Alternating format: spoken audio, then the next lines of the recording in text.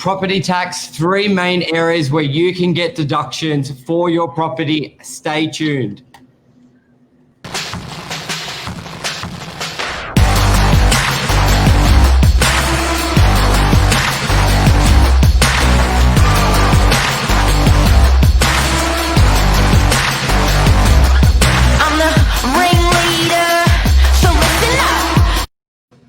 Good morning, episode 310, property tax. Everybody hates tax, but everybody loves deduction.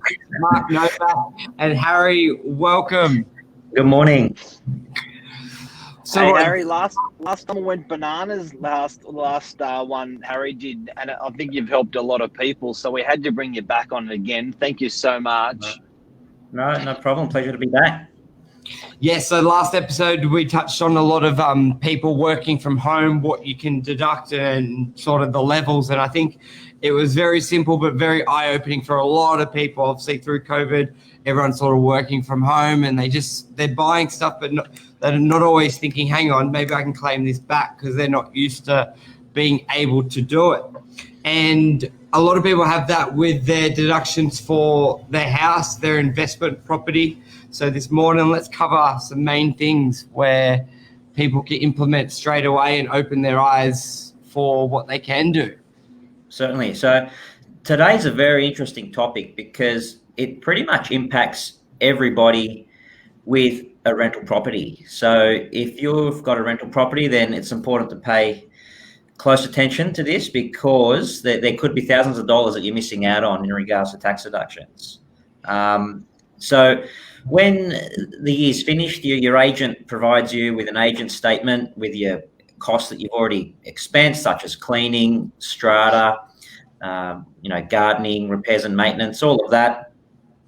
There's really no point in going through all of that today, but my top 3 that I find that a lot of landlords are missing out on are these. So the first one is depreciation of the building itself.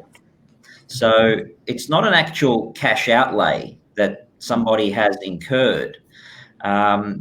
It's still a tax deduction, even though you haven't paid anything. It's a non-cash tax deduction. So the actual building that you buy, the new building, does wear and tear. And in fact, that can be depreciated over time. So it's something that property investors miss out on. And I see a lot of it in tax returns that I review, that landlords have no idea that you can actually depreciate that. Even if it's a strata unit, that they're still entitled to that? Yeah, look, it depends when a unit in a house, and I always hear from clients, because that's not new, they didn't think they could. Yeah, so from 2017, there was a new rule that was put forward. So anything purchased after 2017 has to be a new build. So the newer builds like the Meritons, the Mervacs that are going up, if you've bought one of those units, then you can certainly apply to get this Div 40. So is that appreciation or depreciation? Or is that the same thing? No, depreciation. Depreciation. So if you've bought a unit 2015, it's 5 years old, there's still depreciation you can claim. Yeah, no, you won't be able to, claim part of that. So the newer build, we're talking like the new build that went up in DY, the Mervac building, the newer builds. Yeah, Meriton, yeah. Is that the same as when you get like a depreciation schedule? Is that exactly right? Exactly right. Yeah. Okay, so if we do this like mathematics for dummies, say like an average person's earning $60,000 a year, on average $70,000 a year. Say they have an investment property in that's worth $750,000, a 2-bedroom unit, they own it. Over a 5-year period, if they forget to claim tax depreciation, how much are they forgetting? How much money they're losing or not going to be claiming? Like, are we talking $500 over 5 years? Or are we talking like $15,000? Like, what the cash in pocket, if they're an average income earner owning average investment property, how much cash injection into the pocket is the negative? Is the depreciation going to give the average punter?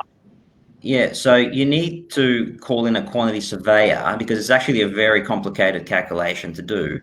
They'll assess the building and the age of it, and they'll come in and tell you what you could claim. So pretty much it's 2.5% of the cost that they allocate to your building or unit over 40 years. So you claim it over a period of time. It's really difficult to say what the average earner would get from a tax deduction perspective because every building's different, you see. So, yep. But I think especially. But are we talking 500 or 15,000? Like, give us something. Oh, there's a range of between $1,000 to $4,000 in any year you could claim on an average unit that I see. Yeah. So that's big. Yeah. That's big. And that's something very simple, like a quantity surveyor, I believe, for tax depreciation is like $500, and you get $4,000. Obviously, the newer the build, the more depreciation. Correct. Yeah. So, and that's not a one-off. If it's 4,000 that year, next year could be 3,000, next year could be 2,000. But that $500 that you do once could get you $5,000, $10,000, $15,000 in tax benefit. It's an ongoing deduction, correct? Yeah. So that's number one. What's number two? So number two is the actual fixtures and fittings or the equipment of items inside the unit as well. So things that aren't part of the building, like ovens, dishwashers, all of that, they all get depreciated over time. So you can depreciate that as well over a certain period of time, over 4 years, 5 years, depending on the item. So that's a tax deduction as well. Even if you don't have the receipts for them because you just bought the property, not the oven, but obviously the oven's in the property? Yeah, you'll have to install it new. It would have to be a new item that you've put in, not a used item. Yeah. Okay. So very important to keep the receipts there. Yeah, when you're buying new items, yeah. The other point I wanted to make was to do with borrowing costs as well. So when people go to the bank and they borrow, the bank obviously does a lot of due diligence. They would do evaluation. For some commercial properties, it could be $10,000 to $20,000. Yeah. And people forget about that when it comes to tax time. So valuation of properties can be amortized over 5 years. So if you've paid for loan establishment costs, mortgage costs, all of that, they can be amortized over 5 years. So don't lose those records. Lawyer. Wow. Well, the lawyer costs are capital because they form part of the cost base of the property because you're not incurring that while it's earning income. So you can actually, it's like stamp duty, forms part of the cost base, lawyer costs, but purchase and sale of property. Yeah. Kitchen, bathroom, that's capital cost? Yeah, that's huge. Yeah, that gets depreciated. Yeah. Got it. Yeah. Hey, Harry, I had a quick question that just hit my head back on the new building depreciation. Is it true that if you claim that new building, you own the property for 10 years, you claim that new building depreciation or building depreciation, if it's not new, even if you're pre-2017, you can still claim, guys and girls, if you missed that. But you have to pay that back at the end, apparently. Something's got to be there's an equalizer at the end on that. No, I haven't. No, I don't think there's anything to be paid back at the end. Not to my knowledge. Doesn't come off your capital. Okay, so there's no capital. It's not like a lease or balloon payment for a car or anything like that. No. And it doesn't add to your capital growth. No. Okay. No. Cool. What else? And one thing, the subleasing of a residential room or subleasing of maybe part of your office. I think a lot of people are doing that now just for that additional income. how can that be applied for residential and commercial? What would you recommend? From a tax perspective, it's critical to speak to your real estate agent because you need to be renting out that room for market price. If you're not renting out that room for a market rate, then all of your expenses need to be brought back down to what discount you're providing. So if you've got a room that's marketed at $500 a week, and then you are renting it out to a friend for $250, you're providing a 50% discount, all of your costs related to that renting out of that room need to be apportioned by 50%. Need to be reduced by 50%. Yeah. So that's a critical point. And what would happen if you're leasing the property? So let's say the rent's 20 grand a year as an expense, but then now you're getting income. Will that sort of even itself out, or would you have to say that's income and you keep your expense? Like, are you not going to get hit by having, or does it sort of just look at it as that will just go to expense? Yeah, the same rules apply for subleasing. You just got to make sure you're actually allowed to sublease when you do get a lease. That's an important clause in the lease to see that. But the same rules apply to just a normal investment property. Income and expense. Yeah. Cool. Anything else you wanted to add on to that, Mark? Any questions there? We got Amanda from Canada watching. Thank you for watching. International, global. Amanda. Yeah, look, I think it's really important that like this. There's been the thing that I love about talking with you, Harry, is this is stuff that you forget. You actually forget to ask your accountant. You don't know to ask your accountant, and you're giving this information away for free as a pro. And I think in COVID, a lot of people's tax situation has changed. So what's actually happened is their tax environment's changed a lot or little. Homework, renting and buying furniture for working from home, renting office because you're working from home, travel expenses, everything is actually changing at the moment. So I think it's really important that people are actually a pretty eagle eye on this sort of stuff, because they could be leaving a hell of a lot of money on the table and stuff like. It's not about people are out to get the government or the government's out to get people, but everyone's got rights, but people aren't exercising their rights, and that's money left on the table. Yeah, exactly right. You need to know what you're entitled to. That's the policy of it, and you don't want to miss out on things. But one important thing I did want to bring up is when you do claim these costs, you need to make sure the property is available for rent. So what that means is it doesn't mean the property needs to be earning income. It just means that the property needs to be advertised on the market for rent. So yeah. So you don't. I mean, obviously, you can't just advertise to your social network or your Facebook, but it needs to be on, the large domains like realestate.com or domain.com. You need to prove that it's actually advertised.